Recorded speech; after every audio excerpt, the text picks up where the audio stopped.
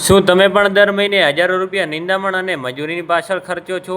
શું તમારા પાકને પૂરતું પાણી આપવા છતાં તે સુકાઈ જાય છે? તો તમે આ એક આધુનિક ટેકનિક ચૂકી રહ્યા છો. હેલો, રામ રામ ખેડૂત મિત્રો, હું આપણો જયેશ ખેડૂત મિત્ર. તો આજે હું વાત કરવાનો છું એક એવા પળ વિશે કે જે તમારી ખેતીને બદલી શકે છે. તો વિડીયો પૂરો જોજો, કારણ કે આજે વાત થવાની છે સાયન્ટિફિક રીતે મલ્ચિંગની. તો આપણે પહેલી જ વાત કરવી છે કે આ મલ્ચિંગ કે જે તમારા ખેતરની અંદર કામ શું કરે છે. તો મિત્રો, આ મલ્ચિંગ એ ખાલી તમારી જમીનને ઢાંકતું જ નથી, પરંતુ તે તમારી જમીનની અંદર એક માઇક્રો ક્લાઇમેટ તૈયાર કરે છે, જે તમારી જમીનમાં રહેલા ભેજને જાળવી રાખે છે. અને આપણું વિજ્ઞાન પણ એવું કહે છે કે જો આપણે જમીનની અંદર ભેજ હશે તો એ પ્લાન્ટ માટે એટલે કે છોડ માટે સૌથી બેસ્ટમાં બેસ્ટ રહેશે. બીજી આપણે વાત ચાલુ કરીએ તો ભેજ અને પાણીના ગણિતની. તો ખેતીમાં સૌથી વધુ પાણીનું બાષ્પીભવન દ્વારા જ ઉડી જતું હોય છે. તમારી આ મલ્ચિંગ પ્રક્રિયા કે જે 90% સુધી આને રોકી શકે છે, એટલે કે ઓછામાં ઓછા પાણીમાં પણ તમારો પાક એ લીલોછમ રહેશે. ત્રીજી આપણે વાત કરવાની થાય છે કે નીંદણનો વૈજ્ઞાનિક અંત. જ્યારે આપણે કાળું મલ્ચિંગ વાપરીએ છીએ ત્યારે સૂર્યપ્રકાશ એ જમીન સુધી પહોંચતો નથી, અને પ્રકાશ વગર નીંદણ એટલે કે ફોટોસિન્થેસિસ કે જે ખોરાક બનાવી શકતું નથી અને જમીનની અંદર જ દબાઈ જાય છે.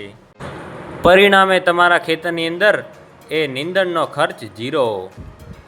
હવે આપણે સૌથી મહત્વપૂર્ણ વિષય વિશે ચર્ચા કરવા જઈ રહ્યા છીએ મિત્રો. તો આજે આપણે એની વાત કરીએ તો માઇક્રોનની પસંદગી.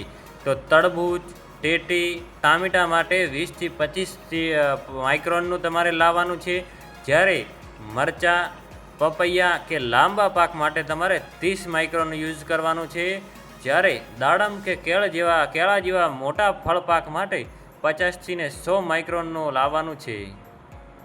જેમાં સિલ્વર બ્લેક એ સર્વશ્રેષ્ઠ છે, જેની અંદર સિલ્વરનો ભાગ જે તમારે ઉપર રાખવાનો છે, જેથી તમારા સૂર્યપ્રકાશને રિફ્લેક્ટ કરી અને થ્રિપ્સ જેવી જીવાતને પણ દૂર ભગાડશે.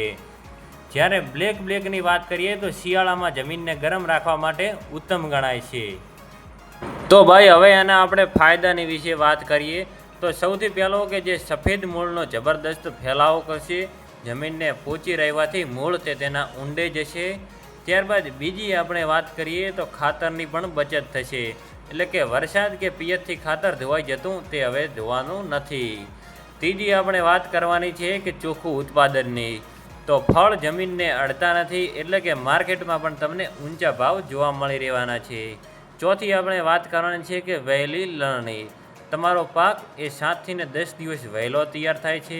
તો મિત્રો, એક એગ્રીકલ્ચર સ્ટુડન્ટ તરીકે હું તમને એટલું જ કહીશ કે જો તમારે એક સ્માર્ટ ખેડૂત બનવું હોય તો ટેકનોલોજી અપનાવવી જ પડશે. જો તમે આ વૈજ્ઞાનિક માહિતી ગમી હોય તો વિડીયોને લાઇક કરી અને તમારા બધા જ ખેડૂતોને શેર કરી દેજો.